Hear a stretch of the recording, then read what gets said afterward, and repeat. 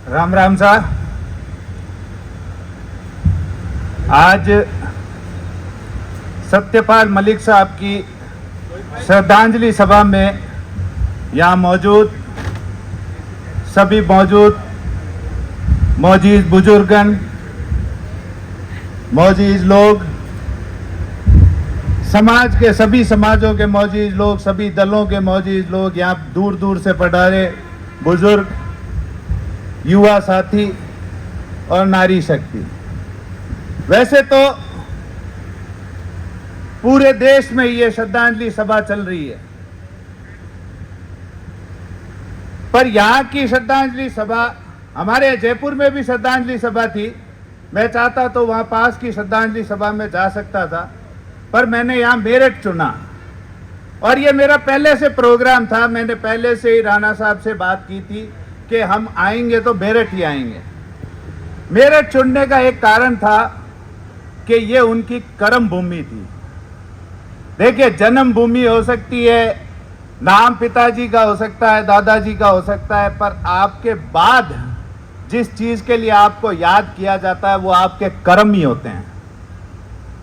आज हम सब लोग इकट्ठे हुए हैं तो सत्यपाल मलिक जी के कर्मों की वजह से इकट्ठे हुए, क्योंकि जैसा अभी चड़ूनी साहब ने बताया और अन्य वक्ताओं ने बताया, मेरे उम्र के हिसाब से सत्यपाल मलिक साहब बहुत बड़े हैं। मेरे दादाजी के एज के थे, उनके साथ रहे, चरण सिंह जी के साथ रहे, उनके शिष्य रहे, उनके साथ उन्होंने किसानों के लिए लड़ाइयाँ लड़ी। तो मैं उनके जीवन में ना जाकर मेरे जीवन में उनका हिस्सा कब आया वो बताना चाहता हूं। मैं ज्यादा समय लूंगा नहीं आपका। ये जब चड़ूनी साहब अभी बोल रहे थे किसान आंदोलन के टाइम में जब ये सब बातें आ रही थी कि आतंकवादी हैं, नक्सलवादी हैं, फलानवादी हैं, तब सब तरफ एक निराशा देखने को मिलती थी किसानों के बीच में। निराशा ये कि कोई ऐसा लगता नहीं था कि मजबूत स्तंभ साथ में आके खड़ा हुआ है। लेकिन जिस दिन सत्यपाल मलिक साहब बोले, उस दिन ऐसा लगा कि पूरा का पूरा पासा बदल गया। कोई आदमी आके खड़ा हुआ जो पूरी मजबूती से, पूरे दमखम का साथ आके खड़ा हुआ।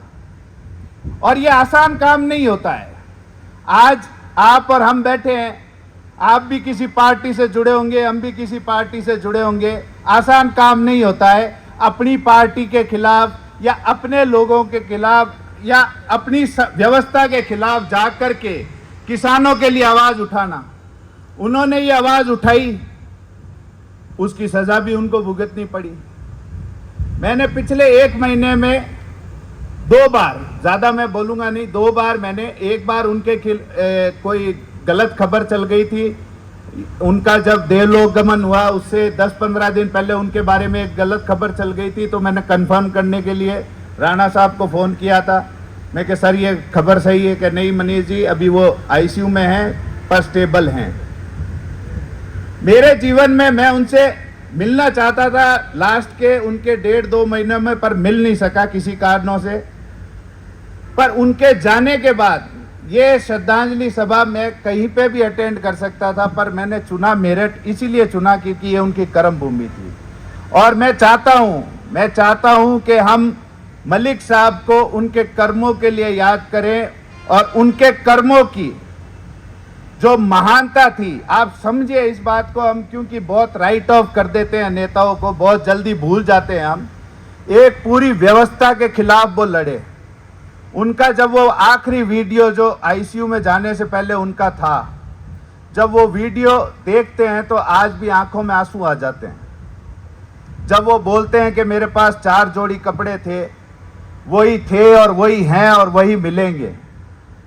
और उनका ये कहना कि मेरे जाने के बाद मेरा आग्रह है कि सीबीआई वाले बताएं कि उनको मेरे यहां पर छापों में क्या मिला। तो हम और कुछ कर नहीं सकते, तो ये तो कर ही सकते, कम से कम सरकार पे ये तो दबाव डाले कि आप बताइए कि उनके पास में क्या मिला। क्योंकि मुझे पूरा यकीन है कि उनके पास में उन 4 जोड़ी कपड़ों के अलावा कुछ नहीं मिला होगा। यही उनकी जीवन की कमाई थी।